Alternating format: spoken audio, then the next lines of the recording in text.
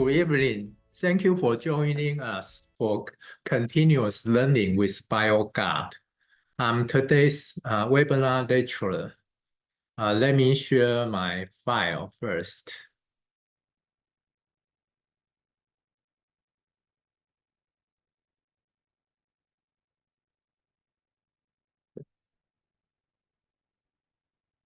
In today's webinar, we are talking about diarrhea caused by protozoa in cats.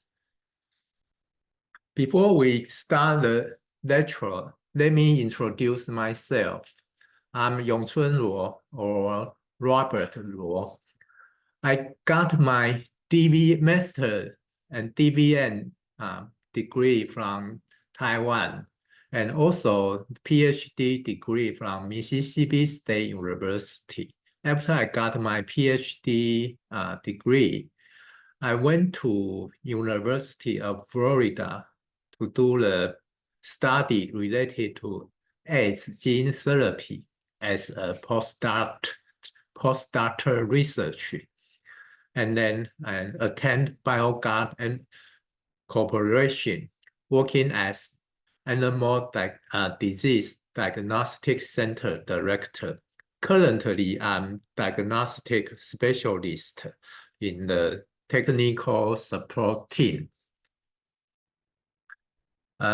Here are some, I have some patent related to some research in Bioguard, and also as one of the contributor in a book related to clinical bacterial disease introduction and therapy.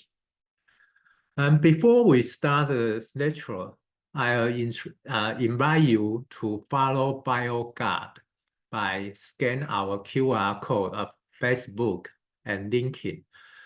We regularly share lots of information in knowledge base and also product information on or some important activity in our Facebook and LinkedIn. Welcome. I would encourage you to follow Bioguard's Facebook and LinkedIn page. So let's get into today's topic. Because today we are talking about diarrhea caused by the protozoa. So before we get into it, let's see the diarrhea. Diarrhea, what's diarrhea? It's an increase in frequency, fluidity, or volume of feces, and it may be caused by primary or secondary to disorder, which affect the small or large intestine or affect both of them. It can also be divided into acute diarrhea or chronic diarrhea. So since we talk about mention the small and large bowel diarrhea, so here's a table summarize the comparison between small bowel diarrhea and large bowel diarrhea. Like in volume of feces, of course, for small bowel diarrhea, usually the volume of feces is large, have more contents, and for large bowel diarrhea, it usually with small volume. And frequency-wise, small bowel diarrhea usually have a normal frequency or just increase a little bit, but for large bowel diarrhea, it usually have a increased frequency in large bowel diarrhea. And for the stool, in small bowel diarrhea, it's usually steatorrhea. And for large bowel diarrhea, usually you can see the mucus or even blood in the feces. And small bowel diarrhea usually is tarry or black. or for large bowel diarrhea, because of can see the blood, so sometimes you can see red. And in the body weight of the animal, for small bowel diarrhea, because if the pathogen affect the small bowel, usually will also cause some situation for small intestines absorption function, which we say malabsorption. As a result, usually animal will lose weight, but this in large bowel diarrhea, usually not the case. And also for small bowel diarrhea, also accompanied with vomiting. But in large bowel diarrhea, vomiting is not that common.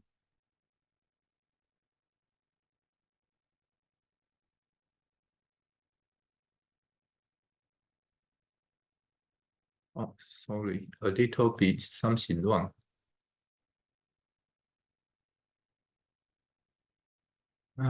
Sorry, let me see.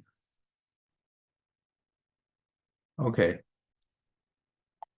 And in feline diarrhea, it can be caused by infectious like a parasite, protozoa, bacteria and bacterial toxins, or viral, or algal and fungi. All these infectious agents can cause the infectious diarrhea in cat.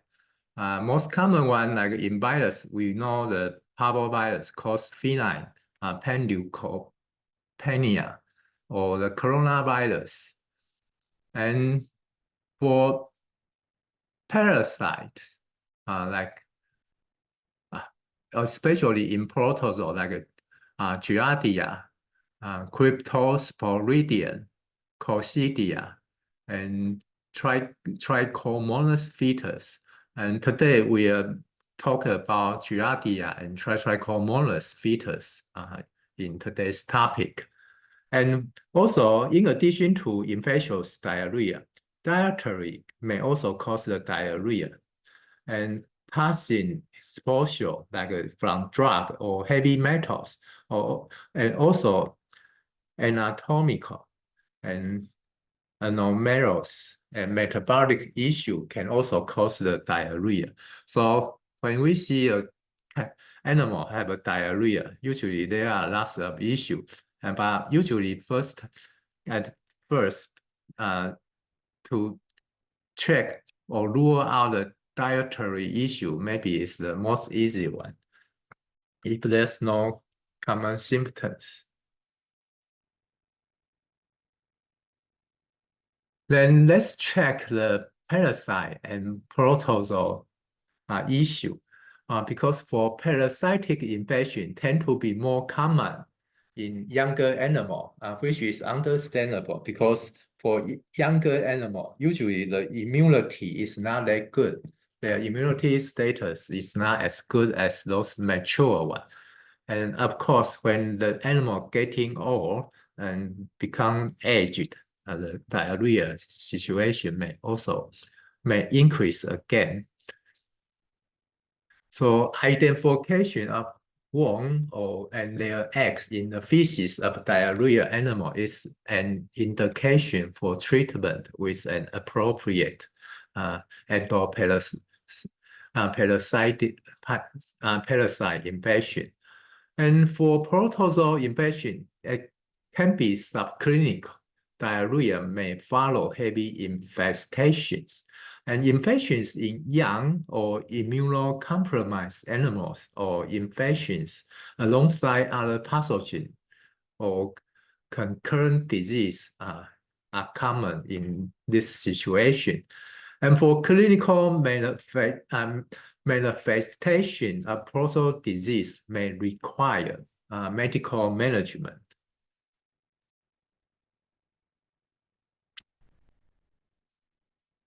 So after the introduction, let's get into the first disease, Giardia.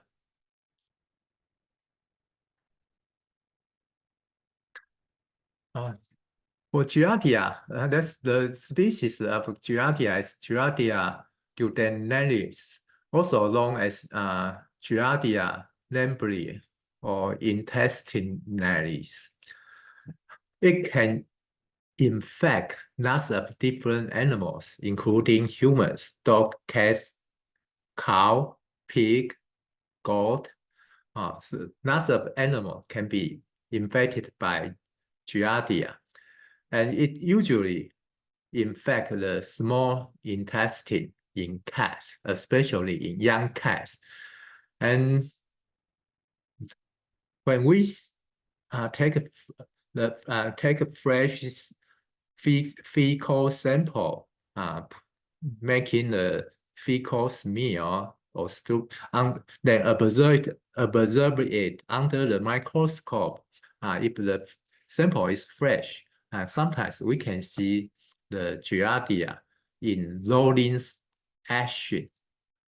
That's the way they move.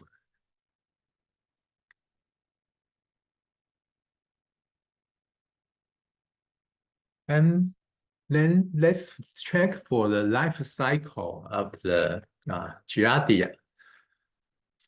Giardia outside, because when the cat shed the infected cat shed the Giardia out from the feces, both cysts and trophozoite can be found in the feces. This is also the diagnostic stage of the Giardia infection during the whole life cycle, because we collect the feces sample and run the test. And the cysts are hardy and can survive several months in cold water. And cysts are resistant to environment and are responsible for transmission of giardiasis. The infection occurs by ingestion of cyst in contaminated water, food, or by fecal-oral route, like by hands or fomites. And in the small, when they get into cat's body, they infect to the small intestine, and excitation release the trophozoa, and each cyst produces two trophozoa. The trophozoa then multiply binary fission and remain in the lumen of the proximal small bowel, where they can be free or attached to the mucosa by a ventral sucking disc.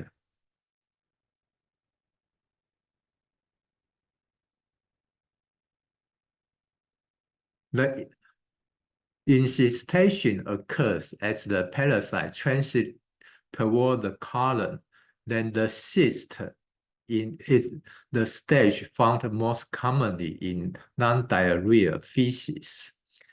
And because the cysts are infectious when pass in the stool or shortly afterward, animal to animal or cat to cat transmission is possible, while animals are infected with Giardia. Their importance as a revolvia is unclear to humans. So let's conclude the life cycle. For the transmission, is because it's fecal-oral route, and in feces, giardiasis infection. In feces, we can observe trophozoa and cyst. And cyst is important in transmission because it can it's hardy, can survive in water for several months, and it's the main transmission origin for the giardiasis. And for cats, younger cats, usually if less than 1 year old, especially in multi-cat background, usually have higher prevalence. And based on a study, they say when ingestion of the cyst to pathogen in feces of the cyst in dog, it takes 5 to 12 days. For cats, it takes 5 to 16 days. And of course, it's just a general situation.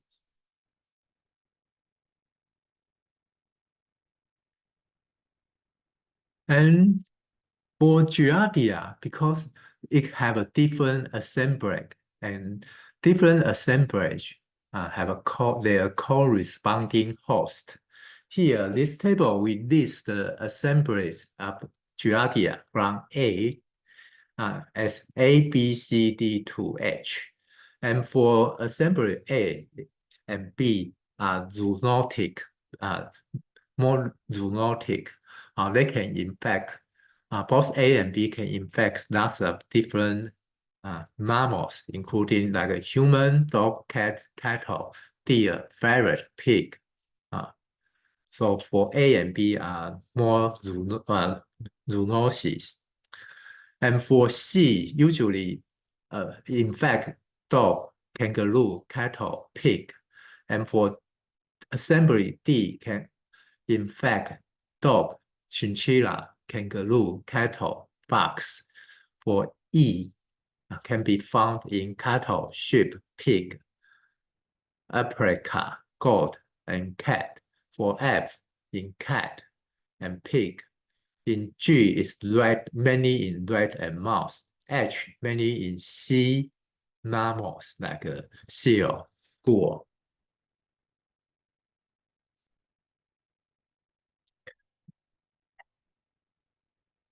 Well, since we mentioned in the life cycle of Giardia, it have two different stages, cyst and trophozoite. So here we make the comparison between the cyst and trophozoite because like a cyst is in oval shape, which is like an egg shell, like an egg, is egg shape. And for trophozoa, it's like a half pear, pear. And size-wise, the cyst is a little bit like lengthwise, it's a little bit shorter than trophozoite, trophozoa. And cysts have 4 nuclei. Here you can see the circle shape here. And for trophozoa, it have 2 nuclei. And the trophozoa have very apparent A flagella. And for cyst, the flagella have a short flagella, and those flagella are retracted within cyst. So actually, we cannot usually won't observe the flagella in cyst. And prevalence-wise, the Giardia is worldwide distribution. Almost all the country can be found around the whole world. And the prevalence of Giardia infection among cats varies greatly, depending on the population. Like they are a single cat family, or they are group house cat, or from breeding colonies, shelter, stray, or they are stray animals. And different geographic location, and also diagnostic method in survey will also make the difference in prevalence. And in here show a meta-analysis of prevalence study from different regions. It's here we can see based on this survey, the poor prevalence rate were 15.2% for dogs and 12% for cats in Giardia infection. And the table summarized in this paper here. This N is not mean the number of animals. N means the paper included in this study. So in dog, it's come from the data is come from 127 different research paper, and cat is from 60 different research paper. And for different region, it shows the different prevalence in dog and cat, and also the prevalence by based on the diagnostic method. And of course, this is just in general. Basically, in different areas, may still have some difference, but in general, the prevalence is usually 1 to 20%. That's the most common prevalence have been reported in Giardiasis. So once the cat infect with the Giardia, the clinical side, because many infections may remain subclinical, especially if the cat is already mature. And for young cats are more susceptible. Usually it comes with weight loss, chronic intermittent diarrhea, and fatty stool. And the diarrhea usually is typically a small intestinal nature with passage of liquid or semi-liquid feces, but sometimes it can show large intestinal features containing mucus or blood. And diagnosis-wise, if usually in clinic, of course, the fecal smear, like wet mouth, using wet mouth is common, or using the zinc sulfate flotation. That's the most common way to do the diagnosis in clinic. For fecal smear, it can observe trophozoites in the fresh fecal smear, like in this figure here. And sometimes, if it's fresh, they are motile with a loading action. And if the right side figure is the from zinc sulfate flotation.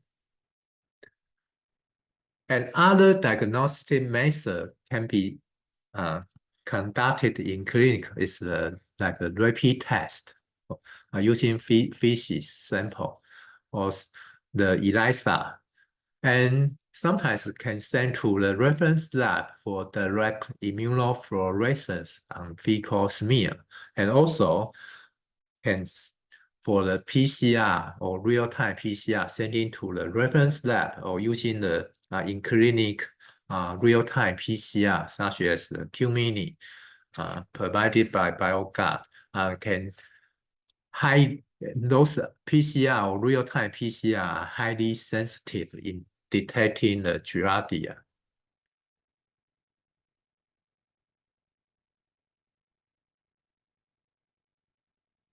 Here, this video just shows us loading action of the Giardia under the microscope. This is make it easier to compare later when we talk about the Tritrichomonas fetus.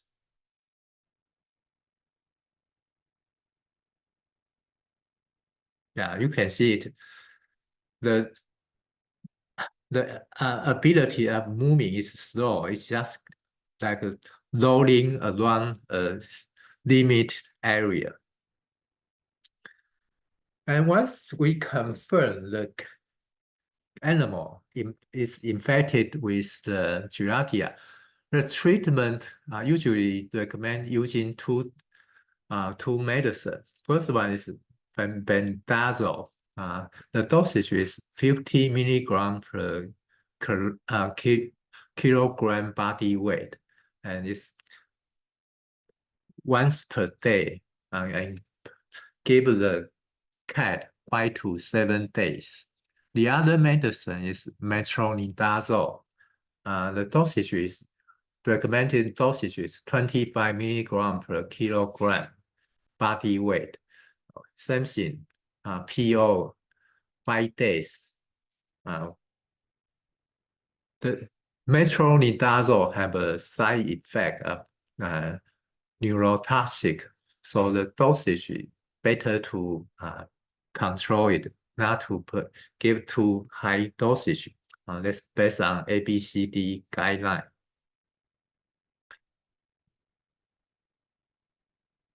And for management of the Giardia, if the cat have the Giardia, the management in the environment, because we mentioned the cyst can survive in environment for several months in water. So the management is important to make the free of the Giardia contamination. So regular removal of feces are important, especially for multi-cat environment. And just frequently cleaning and disinfection of the litter trays and cleaning of the affected cats. All these three procedures are important to make the environment free from the Giardia or minimize the risk of other cats in the same environment being infected by the Giardia. After the introduction of Giardiasis in cat, then let's check the feline trichomonosis. The feline trichomonosis is, although it's relatively new identified disease in cat, but actually in some paper, like in 1920s, already mentioned something similar to the feline trichomonosis. And in 1996, at that time, they identified as this pathogen as the Trichomonas hominis, although it's right now we know it's incorrect. So in 2003, it's identified as Tritrichomonas fetus. And 2010, year 2010, as you can see, feline Tritrichomonas fetus and bovine Tritrichomonas fetus. And although both are the species are same, but usually they won't infect each other. That means the feline Tritrichomonas usually won't infect cow, and cows Tritrichomonas won't affect cat. And in 2013, some research suggests naming feline Tritrichomonas fetus as Tritrichomonas brachyburni, and this is not formally accepted by everyone. So right now, you can still see both Tritrichomonas fetus and Tritrichomonas brachyburni in article or research paper. Actually, they are talking about the same thing, just in different name. And the geographic distribution for the Trichomonas fetus detected positive cat worldwide. Here only show the already been some survey have been done, and for those did not show here, like in white color, it just doesn't mean there's no this no Tritrichomonas fetus infection in the area. It just means there's no scientific report in those areas. And for Tritrichomonas fetus, the shape is like a spindle to teardrop shape. Unlike Giardia, the Tritrichomonas fetus only have one stage, the trophozoite. It doesn't have cyst stage. And this Tritrichomonas fetus prefer stay in warm, moist, anaerobic environment, like in cat. They prefer in gastrointestinal, and in cow, they prefer in genital urinary tract. And motility-wise, the ability of moving is a little bit more forward motion. Of course, it's not straightforward, and later we'll also show a video. And from under the microscope, can see the underlying membrane around the body of the trophozoa. And also the anterior flagella. Those are easier to recognize. 3 anterior flagella, and also a flagella on the back side. Then let's check the life cycle and transmission of Tritrichomonas fetus. Same thing, similar to the Giardia. This is the main transmission still goes through the oral fecal route. The main difference is once the cat eating the injection of this trophozoa into the cat, it usually embed the ileum section and colon. Can see here. Then inside the large intestine, it will undergo a sexually division, and then shed from the fish into the feces. And of course, in feces, we can only observe the trophozoa, no cyst. That also means it's not as resistant as Giardia, because trophozoa are easy to die in the environment.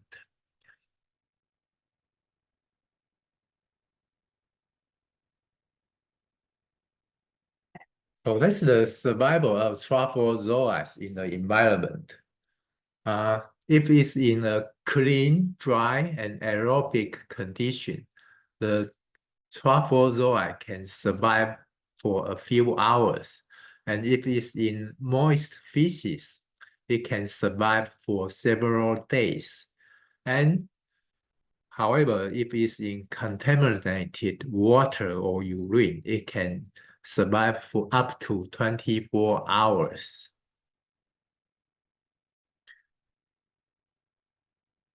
Once the cat is infected with the Trichomonas, the clinical symptom usually is wheezing and waning large bowel diarrhea. It's like it's a semi-foam to cow pie in consistency and malodorous. The smell is usually very bad. And the frequency of bowel movement range from 1 to 8 times a day.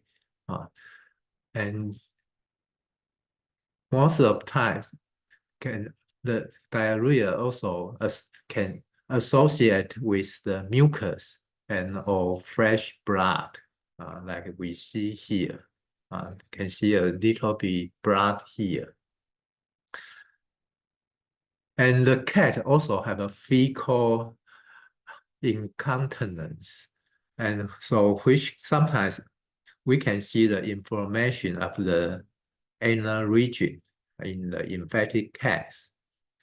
And however, the cat usually still have a normal appetite and body condition, and because the pathogen invade the large intestine, but it won't affect small intestine usually. And so the cat still have a normal absorption function in small intestine. And there are some other signals related to feline trichomonosis. So that means sometimes if we observe this signal, and we can also suspect if the cat have the infection of the Trichomonas, like if the cat had chronic large bowel diarrhea within the last 6 months, or it's a young cat from cattery or shelter.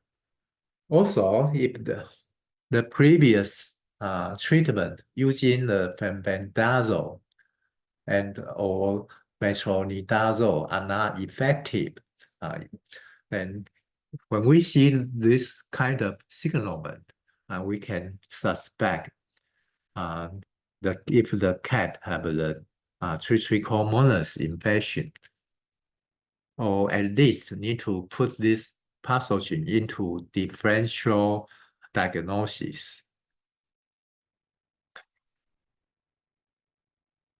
Or diagnose-wise, since it's also shared from the feces for the trophozoa, so feces sample is the most important sample for the diagnosis. So usually the most common way is including direct fecal wet mouth. The sensitivity of this method is about 14%. And the other one is doing the fecal culture using the in-pouch media. This can increase the sensitivity of identified pathogen can increase to 55%. And the last one is using the PCR or real-time PCR.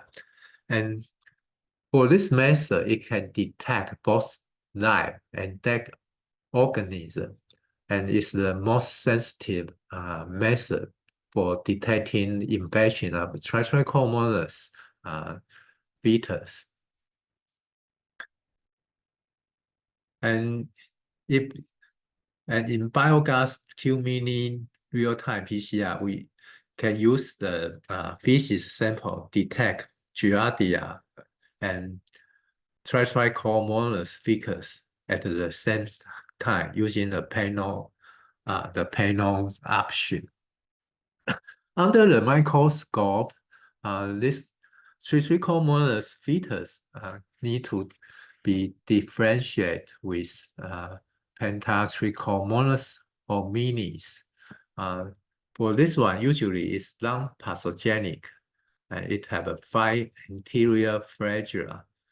And for Trichomonas fetus, we see it have a three anterior flagella and with a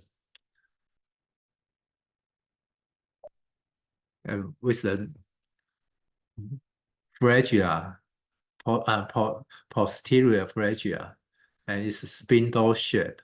And for Giardia, can see if it's the trophozoa, it's half pear shape, and if it's trophozoa, if it's cyst, it's just like a oval shaped. And when we observe the trophozoa of Trichomonas under the microscope, you can see, especially can observe the 3 anterior flagella under the microscope here. And if the sample, feces sample is fresh and kept well, and using the wet mount method, we can also observe the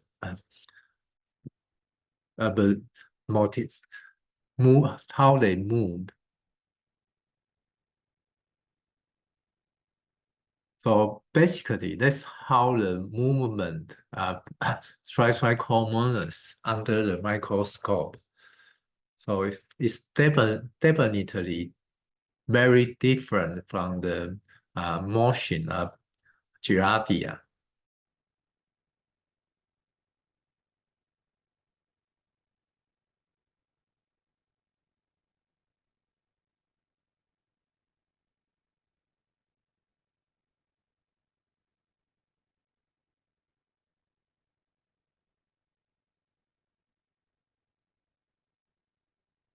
And then we also check, sometimes if the Trichomonas fecal antigen in chronic mucosa biopsy specimen can be observed. Like the figure A here, that's we can see here the pink color. If we check clearly, that's the Trichomonas fetus. And figure B is the negative control. Let's using the immunostaining for the biopsy sample.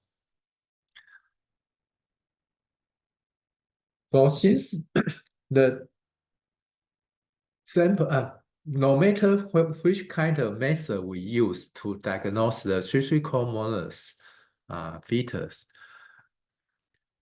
the only sample is feces. So the sample collection is very important for to identify the Trichomonas, because the trophozoa actually can only survive for a short time in the environment. So if you want to use the microscope to do the diagnosis, you need to collect the fresh feces sample as fresh as possible, because when it's fresh, observing the movement of the Trichomonas can help us identify the infection of Trichomonas. And the collection method, including the column flush technique, or using the fecal loop, it's like a heat, like this, and insert it into the column, and then just scratch the mucus area, and then take it out. That's another way. Or freshly boiled fecal sample from a cat with diarrhea. That's important. Collect feces sample from a cat with diarrhea, because it will be not easy to observe the Trichomonas from the normal stool sample if it's not diarrhea. And of course, do not collecting something with the litter. And also important is if we want to diagnose the Trichomonas under the microscope, or even the PCR method, please do not collect the feces sample after antibiotic treatment within 7 days, because it will greatly minimize the possibility of identifying Trichomonas, and suggest using fresh fecal sample. And do not refrigerate feces if you want to do the microscopy examination, because once it put into the refrigerator, the trophozoa will die quickly. And if they die, it's not easy to observe under the microscope compared to the still alive one. Once we confirm the infection of Tritrichomonas fecus, for the treatment, actually right now, although some might still using the Fenbendazole or Metronidazole, based on the study, all the study indicate those medicine are effectless in treatment of Tritrichomonas infection. The only effective medicine for the Tritrichomonas infection right now is the Ranitazole, and the dosage is 30 milligram per kilogram body weight. And of course, PO once a day for 14 days, and it has side effect of neurotoxicity. The neurotoxicity include lethargy, incompetence, ataxia, and seizures. And sometimes it's not easy because in some countries, ranitazole is not allowed to be used in animals. So sometimes if you really have no option, cannot purchase the ranitazole, then fenbendazole and metronidazole are probably the option, still are the option for treatment in Tritrichomonas infection. And also during the treatment, something need to pay attention because for the ranitazole, the accurate weight measurement of cat is important to ensure appropriate amount of the medicine are given. And also, the ranitazole is teratogenic, so it cannot be given to pregnant or nursing queens and must be handled with gloves by owners and do not overdose it. And if signs of neurotoxicity are observed, then should stop using the medicine. And if treatment with ranitazole must be discontinued due to the clinical sign of the neurotoxicity, the cat still should be retested for Trichomonas infection by PCR, because sometimes although the whole course suggestion is 14 days, but maybe sometimes after 8 days or 10 days, it's already recovered. So still, after the discontinue of the medicine, still suggest retest the Trichomonas infection using the PCR method. And for post-treatment testing of this disease, and if the diarrhea persists or recurs longer than 2 weeks after the completion of ranitazole treatment, then cat should be retested for Trichomonas infection by PCR on the feces sample. And if this test result is negative in a cat with diarrhea, then the persistent infection is unlikely. And repeating this testing with confirmatory negative result will further support the absence of persistent infection. And if this is the case, like negative result, then you probably need to I try to use other methods to identify other issue cause the diarrhea. And if the treatment failure, that means if after the 2 weeks, after completion of the treatment, more than 2 weeks, and still observe the PCR results show positive reaction. That means the treatment is failed. And the reason for treatment fail, there are three probable reasons. The first one is underdosing, like insufficient dose or duration of the Ronidazole, or an important formulation of Ronidazole, or fail to consume sufficient amount of Ronidazole. Well, this what it means, the the figure here, that's because sometimes we say in some countries, Ronidazole is not legal, cannot be used in the pet, like a cat. So here, this figure shows the Ronidazole, that's for pigeon. It's a powder formulation for pigeons. But however, the ingredient only have 5% or 10% of powder, of the Ronidazole in the powder.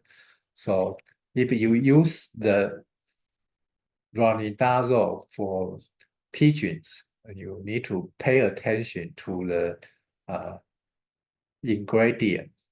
See if it's 100% or only 5 or 10% of powder. And also because the Ronidazole is tastes really bad, it's very bitter. So the cat usually don't like this medicine. So the best way to treat to give cats the medicine is using the gelatin capsule compounded pure Ronidazole at the recommended dosage. The second reason for treatment failure is reinfection of the cat. So confining the infected cat during the treatment is important. So it can minimize the possibility of reinfection of this cat. And the third one is persistent infection. So after we rule out the underdosing and reinfection possibility, so the third issue is the persistent infection. That means the cat may be infected by the drug-resistant strain. And if that's the case, then it won't, the treatment won't be effective. So that's it for today's lecture. If you have any questions, please let me know.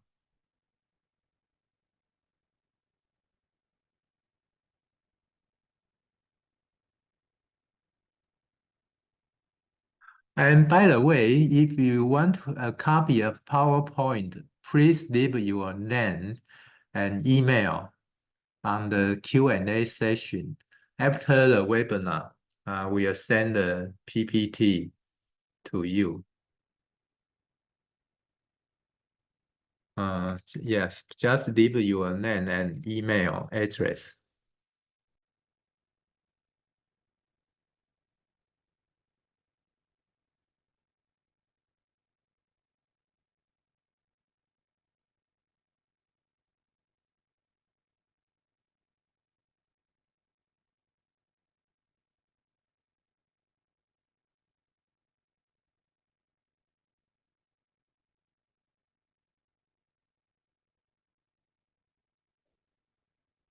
Yeah, so we'll keep this open for a few more for 1 more minute to give you time to leave the name and email.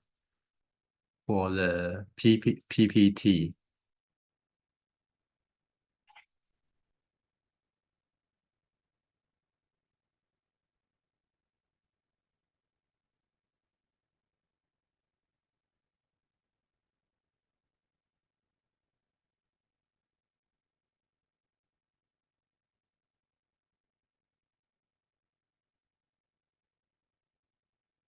Okay, and here's a question. Yeah, there's a question. If the ranitazole cannot be purchased in the surrounding area, what can we do for the treatment? And actually, there's no good suggestion. If the only thing is, the best way is you just see if some of the bats in your area, if they have the ranitazole available, can get from them. Otherwise, you can only use the fenbendazole or use the metronidazole to treat the disease. And although it's already been proved cannot totally cure the disease, but at least it can still show some improvement, although it will reoccur again, the collapse again, but that's the only, probably the best other way.